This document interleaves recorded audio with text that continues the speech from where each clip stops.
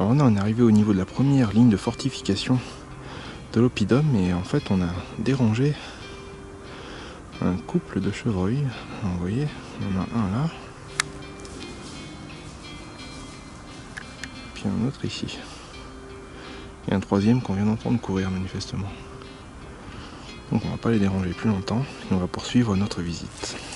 Alors là on est un petit peu plus loin et ça devient tout de suite évident que cette espèce de petite, vous voyez, cette espèce de petite butte, elle est pas naturelle. Elle est pas naturelle parce que du coup c'est la première ligne de fortification de cet oppidum. Donc pour le rappel, un oppidum, en fait c'est un village ou une ville fortifiée, donc chez les Celtes, toujours situé sur une hauteur, à un point stratégique, et qui avait pour objet d'être parfois des centres politiques, parfois des centres religieux ou culturels. Et ça permettait aussi d'offrir un refuge, donc un peu comme les châteaux forts au Moyen-Âge, à la population en cas d'attaque, vu que ces oppidums étaient, enfin ces oppidas au pluriel, étaient toujours situés sur des zones facilement défendables.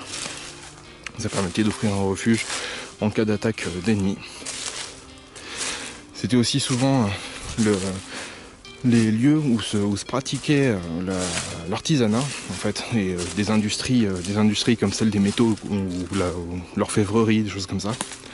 Parce que du coup ça permettait de centraliser assez facilement les matières premières. Donc là j'ai pénétré à l'intérieur de l'enceinte, la première enceinte en tout cas, et je suis en train de faire l'ascension jusqu'à l'enceinte principale et la porte principale. Donc j'ai le souffle un petit peu haletant, excusez-moi, mais ça monte un petit peu quand même. Il faut voir que là j'ai quand même fait une partie du trajet en voiture et qu'à l'époque ils avaient que leurs pieds pour descendre dans la vallée et remonter. Donc on va pas se plaindre. Là on arrive à la porte principale donc de l'oppidum. Et là on voit clairement l'élévation du mur. En fait, ça c'est absolument pas naturel. D'ailleurs on voit que c'est en fait un enchevêtrement de rochers. Ici on voit une avancée de roches.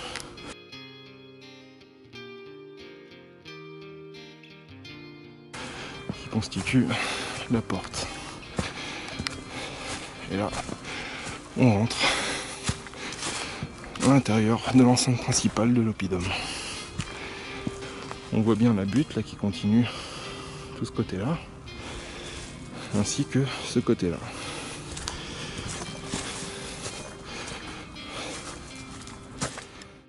Donc là, on arrive sur une porte secondaire. Donc par ici, on a la porte principale. On voit le talus qui arrive jusqu'ici. Et là, on voit un trou dans ce talus. Vous voyez, il reprend ici. Donc probablement une porte secondaire, donc peut-être éventuellement pour prendre à revers un éventuel assaillant qui attaquerait la porte principale qui est située de ce côté-là. Et là, on voit bien là où ils avaient vraiment du génie, c'est que de ce côté-là, on a des petites falaises et une pente extrêmement escarpée, ce qui fait qu'un assaillant ne peut absolument pas passer de ce côté-là. Il est obligé de rester du côté des portes, où le terrain est le plus plat et le plus facilement praticable par une armée, puisque de ce côté-là, en final, on voit que le talus devient de plus en plus petit, jusqu'à disparaître totalement par ici, puisque la fortification n'est plus nécessaire, étant donné qu'on a cette fortification naturelle, entre guillemets, les falaises et tout ça, qui fournissent une protection suffisante. Donc là je progresse vers le sud, à l'intérieur de l'oppidum. Et donc comme vous pouvez le voir, il n'y a pas grand chose à part de la forêt. Mais c'est le problème avec tous les vestiges gaulois et celtes en règle générale. C'est que, étant donné qu'ils construisaient quasiment exclusivement en bois, on a très peu de vestiges qui subsistent puisque le bois se décompose très rapidement. Donc voilà, pas grand chose subsiste, d'autant que ici on a une forêt assez épaisse et assez vieille qui a poussé donc à l'abandon de cet oppidum, probablement à la suite de la romanisation de la Gaule. Donc la forêt a repris son droit et en 2000 ans elle a dû créer une couche d'humus qui est vraiment extrêmement épaisse, donc qui a tout recouvert. Donc s'il y avait des fondations ou autre chose, aujourd'hui il faudrait fouiller, ce qui a été fait au 19e siècle, mais pas à ma connaissance récemment. On peut voir que le terrain a été terrassé quand même en escalier pour pouvoir permettre plus facilement poser des huttes, des maisons, des constructions à plat.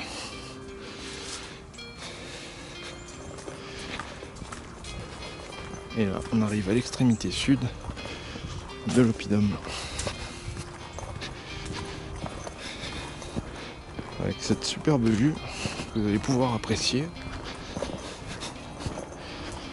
Voilà, ici en face vous avez le mont Salève.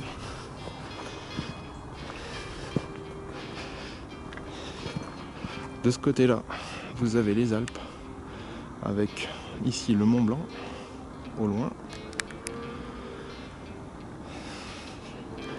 Et de ce côté, la plaine où justement le Rhône coule.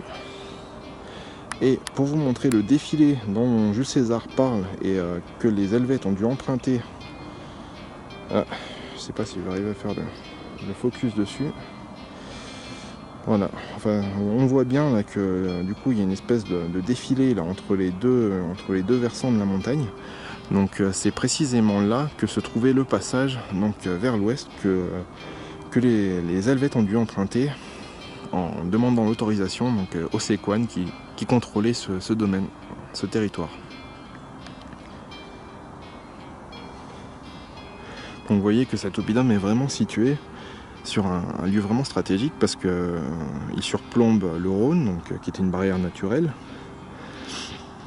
et il contrôle l'accès aussi à cette vallée-là, et cette vallée-là qui est donc la vallée du Rhône. Et ici donc à mes pieds, un rocher. Alors est-ce que c'est vrai, est-ce que c'est pas vrai, mais il est considéré comme étant une pierre sacrificielle en fait, où avaient lieu les cérémonies religieuses, donc cérémonies païennes bien sûr, de sacrifice d'animaux. Donc il n'y a pas de preuve, on n'a pas de preuve formelle, mais c'est une possibilité. On arrive ici à la dernière porte. On voit le talus qui reprend ici. Voilà, le sentier qui passe à travers. Donc il faut bien sûr s'imaginer. Là on voit le talus ici, je vais monter dessus. Voilà.